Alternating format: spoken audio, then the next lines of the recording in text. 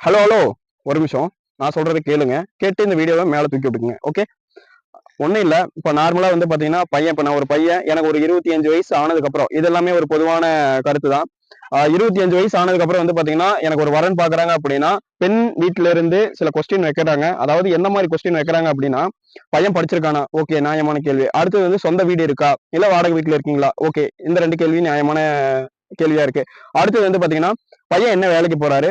எவ்வளவு சம்பளம் வாங்குறாரு? இது எல்லாம் ஓகே. ஏன்னா வந்து பையன் ஒரு வேலைக்கு போயிருந்தா தானே வந்து குடும்பத்த ரன் பண்ண முடியும். ஓகே. இது எல்லாமே ஓகே தான்.